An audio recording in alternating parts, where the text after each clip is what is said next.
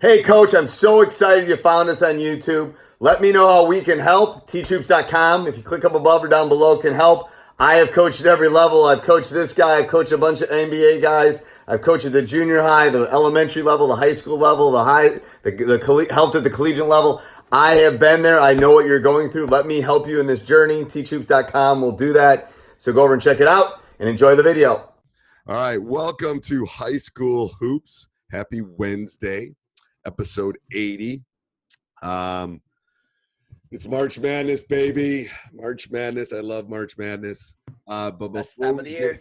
It's the best time of year, isn't it? Yep. I wish I was going away. I know. I wish I was going to the Final Four again, but not this year. Maybe next year. Drew and I had so much fun. But before we do that, two big announcements. First of all, let's give a big shout out to our sponsors, Dr. Dish. Make sure you go over and check them out. Tell them that High School Hopes or Coach Unplugged sent you, and they'll give you $350 off your next purchase. I just talked to a member that bought 3, I think. So I wish I had 3. We have one new one and one old one. I think the old one might need to be traded in. They do trade-ins too, so you should do that. Mention us. Tell them we sent you. And then the second thing is go over and join teachhoops.com for coaches who want to get better. I just tweeted this, but we always yell at the kids about wanting to get better at their craft. If you want to get better at your craft, go over and check it out now. I'm going to tell you 2 things too. This is no joke. I just put a bunch of money down to have my programmer redo the site, which means either the free trial's going away or the prices are going up. Well, I also think that, just another thing about Teach Hoops is that, I'm going to be designing courses. I know coaches asking other people to design courses. It is going to be a plethora of basketball. Check out the Facebook page. People have voted on different topics. Again, I constantly say, if you want a course, I will design it, or a coach and I will design it together. We'll have other coaches design it. We want to create a website that is geared toward what coaches need. So often in the basketball world, you search and it's so hard to find, but we will design it what you need. So Don't be afraid to contact us, and we'll get you the answers that you need to be a successful coach in the future. Right. And I got to send my kid to Middlebury. So come on, people. Come on. Don't Google it. I just need to send my kids to school. There for a while. All right. What's this week's topic? All right. It's such March is coming. I don't want to be depressing, but in reality, I don't even know if I was going to, since you're the statistic person, Coach, what is the percentage of people that win the state championship in their state? Because I don't know. What for us? Yeah. Okay. So this is really bad radio right now, but I'm pulling out my calculator. Remember, we're authentic people, so we do what we do. So how many programs in the state of Wisconsin? Like 360 something, I think. Let's just say 360. Okay. So it's about 1% of boys programs win a state title. Okay, and Wisconsin's the middle of the road state, so there's even probably a fewer percentage for even your bigger states. Right. So how do you handle the losing locker room after the season has done? Because 99% of us are going to face that part, and it's not an easy thing.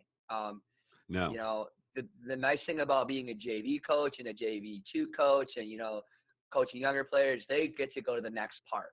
For those varsity people, even if you're a JV1 or JV2 coach, you're part of that locker room. You're more than likely helping your head coach. You're all part of that losing locker room. How do you handle it? How do you conduct yourself in a way that, that you can be there for your players and so forth. So it is a very, anybody that's ever been in that situation the first time, it's hard to handle as a coach because nothing really ever prepares you for it. So, I remember my first time, I was like 26 years old and, I wasn't totally prepared to deal with the young men. Men that are 18 years old crying, dealing with the bitter things of losing a close game. Nobody in their playoff mind wants to lose most, right.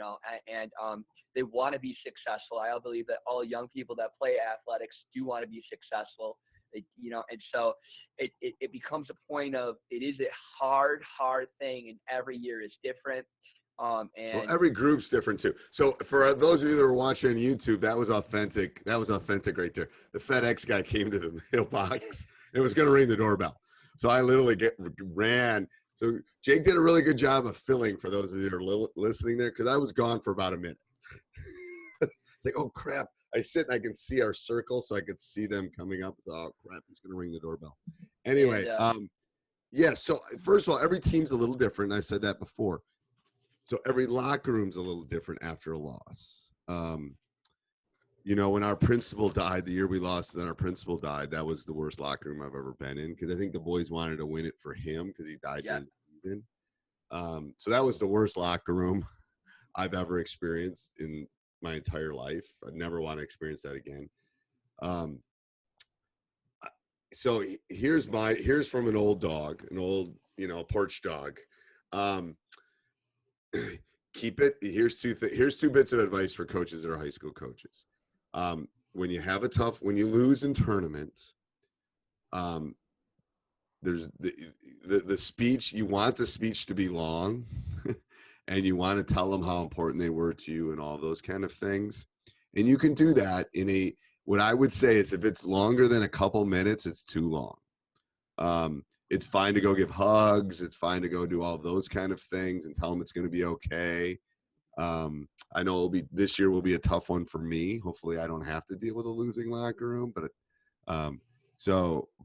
because my son's on, it's going to be a tough one. It was a tough one when we lost in the tournament trail for volleyball.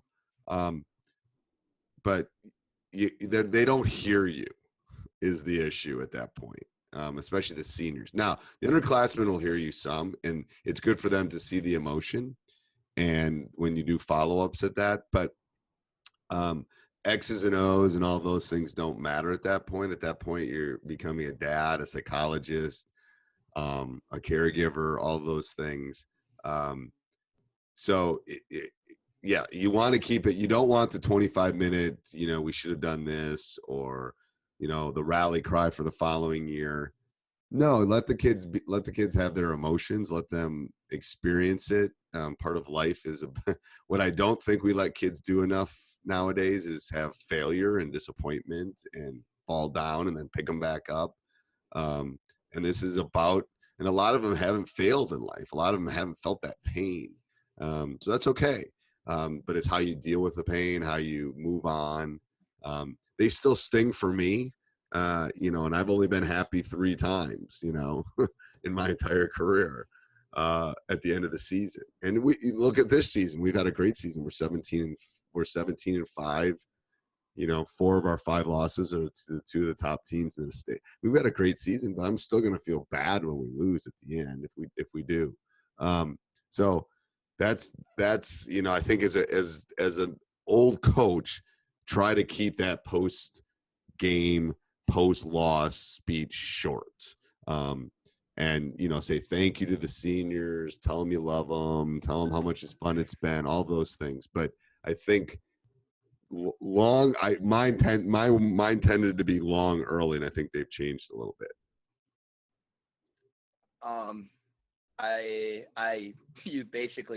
I agree with you with all that. Even though I'm a lot younger with you, Coach, and then you, I think a lot of our beliefs that come in the locker room are very similar. I wrote down, it is not worth your time at this point to dwell on the loss. It happened. There's nothing else you can do about it at that point. You can't move forward with it either. It's done. It's a new chapter, the start of the season. Really, it's about, at this point, you kind of say thank you. You don't really take the time to start telling the juniors, sophomores, whatever, that, all right, guys, you're the next group in line and this and that. That's a different meeting. Yes, that's the next day meeting. That's the next day meeting. I think it's all about closure. It's all about trying to have closure. And I really think in the end, it's about the seniors. And, again, having your players thank the seniors at that moment to know that they're valued. And then one thing that my high school coach did, and one thing I did, is always afterwards, I had just my seniors in the locker room at our own locker room. So whether it was if we were away or home, we would sit down, we just kind of reminisce for about 10, 15, 20 minutes afterwards where everybody else left. And all the coaches just, because some of these guys, they've been your friends, you've been on the team together for so long, and just to reminisce and talk about. And lots of tears, I bet, when you do that. Yeah, but you know what? one of those, when I think about the conversations and I think about those things with those guys, is that meeting I still think about today. It was such a genuine overall. It was something heartfelt. It meant a lot to me. And then it just kind of got me not excited, but really to go to the banquet and understand this is a part of life. I just felt valued, Right. no matter what your role was, and it's easy for people at a banquet to say those things. But it's another thing to especially pull them out in the locker room at the end when nobody else is around to say those things. Because I think, sometimes banquets can become kind of like, oh, you're expected to say something nice about me, But when they really pull you aside with their other group of kids and that your seniors and the other coaches, I think it's really meaningful to the kids. Yeah, that's a great idea. But the problem is they kick you out of the Kohl Center, Coach. Yeah, but oh yeah. Well, I don't know how that works. I've never been to Madison. I mean, I won a state title at junior college, but they didn't kick us out anywhere. But They didn't kick you out. They didn't kick you out. Yeah. So and that's the thing is like, and as a high school coach, because you're listening to High School Hoops, as a high school coach, my brother said this to me. I don't know. He goes, if you're only going to be satisfied and happy when you win the whole thing, you're going to have a very miserable career, Steve. And I've won. I've had a great career. We've won. Right. We won over 80% of our game. I mean, I've had a great career, but they still sting. But he goes, it's about those teachable moments. It's about the life lessons. It's about those things along that journey that matter. And yes, you're going to feel great when you do it. But even when we lost, we lost the Spash a couple of years ago. The boys are still talking about that. It was a great experience. Us winning this tournament this year was a great experience. When I had the seniors fill out their thing for senior night, all of them put the Florida thing in there. Winning that tournament, how fun that was, all that kind of stuff. So it's about those things that they'll remember for a really long time. And I love that idea, that post-game senior thing in the locker room. That's a great idea. Especially like this year because you got Drew, but you've probably known those kids your whole life. Oh, shit. Your house. Yeah, this year's going to be this year's going to be a little bit harder just because I've known them since No, not even to the point. Even when you win, if you win the whole thing, it's still going to be hard. Right. It's just a changing point. And then I also think no, it won't. It's like, no, it won't. No, it won't. No, okay. Well, no, it won't. No, it won't. If we would win it, that won't be hard. That won't be hard. That won't be like really that. Won't be hard. That won't be. That won't be like, oh, Drew, geez, we just won this. Oh, I'm so sad. No, there will be no sadness if we win it all. The other thing is that just remember. I will tell you, we were teasing about traditions, and I don't tell traditions. I'll tell you this tradition. I'll tell you a state championship tradition I have. Guys, you better write this down in Sharpie and hide this somewhere. First one is I always walk down State Street, which is like the big college town, with the gold ball at some point. And Coach Gaz, who is the King coach, taught me that one. He says, you just got to go, start at the Capitol and walk down State Street with that thing. That is a pretty awesome tradition. Okay. That's the first thing. Do that immediately after you guys win? Yeah. We did it until he told me. I did it in 2011. And so, yeah, the tradition is you kind of just grab the team and walk down State Street with it. So that's especially if it's not too cold. Second thing is the ball comes home with the ball is the school's. It's not mine. The gold ball is not mine. It's the school's. It goes in the showcase. But and the silver ball never leaves my car. So the silver ball never went into my house. Silver ball never went to my car and then went to the AD. That was it. It is the only trophy I will touch. I don't touch a sectional trophy. I don't touch a regional trophy. I don't touch the one in Florida. I haven't touched it yet. It's in my basement. I haven't touched it. I only touch one trophy. So that's another tradition. And then that night I sleep with the gold ball. Some people are laughing right now. So it's like, because I don't sleep, the coaches go out, I'll have a couple sodas. I don't really drink, but then I'll have a couple sodas that night. And then I usually sleep on the couch because I'm just too the adrenaline level is crazy. You sleep on the couch with the gold ball? I do. I Okay, do. because that would be really weird. That would be. I don't know if my wife would like that. No, I don't think you'd be married much longer. She think you take it too far. If you've seen the thing, you'd get poked with it too. In the back. Roll over, it becomes a dangerous.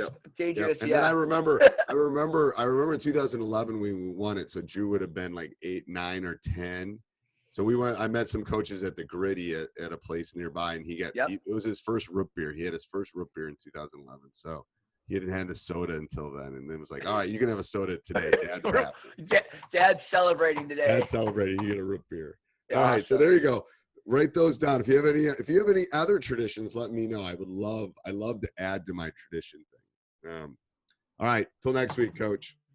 Full time out. Full time out. Crap, we're really talking today. All right, go ahead. Yeah. Did you watch any of the NBA All-Star Weekend? I did not. Okay, then basically my takeaway from it was awesome. So anybody else that watched it, was awesome. They made some adjustments to it this year. It was really great to watch. It was a great honor in Kobe Bryant. But any other coaches, if you want to talk about it on Facebook or whatever, let me know. Yeah, I literally am in a zone right now. So the only reason I know it's All-Star Weekend is usually Wesley comes into practice. That's the only reason I know it's All-Star Weekend.